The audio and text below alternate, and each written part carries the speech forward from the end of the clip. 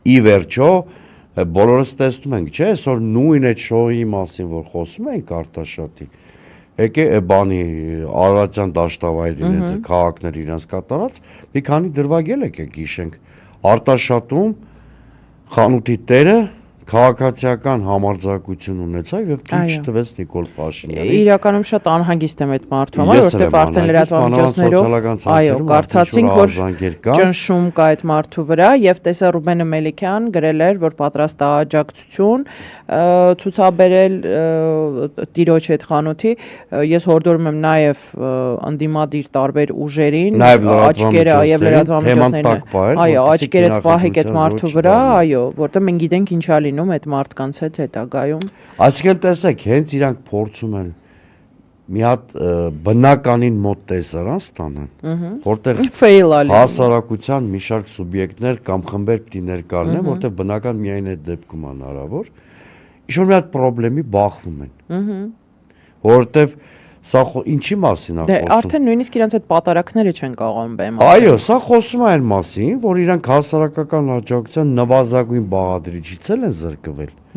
Եվ ցանկացած մասով կա, իրանց համար դառնում է ռիսկային։ Եթե նույնիսկ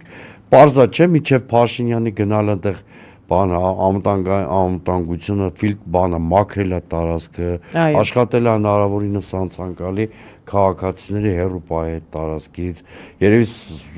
սեփականատեր։ Հերու պահելը ո՞րն է, օրինակ ես դեպքեր գիտեմ, որ երբ որ ինչ որ ռեգիոն պիտի այցելի Նիկոլը, նախապես այն մարդիկ, որոնք վստահ գիտեն, որ ընդդիմադիր հայացքներ ունեն եւ ակտիվ են, իրանց այսպես ասած նավսյակի տանում են բաժամունքում փակում են մի քանի ժամով միջև Նիկոլը գնա։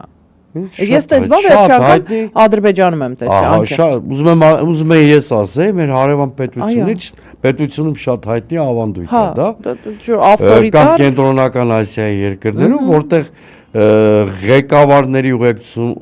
այցելությունը ինչ-որ հեռու մարզեր կամ մոտիկ մարզեր ուղեկցվում էր այդպիսի բռնոցիններով,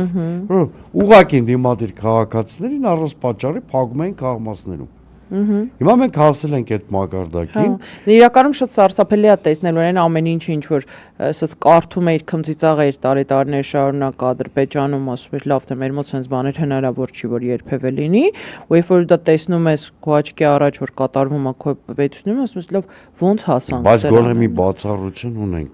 Մի քիչ էլ թեման փոխելով։ Օրինակ մեր մոտ պետության ղեկավարի կինը առաջին փոխվարչապետ չդարձավ։ Չգիտենք հələ։ Հա, դա չգիտենք իհարկե, բայց դեռ չգիտենք ինչ է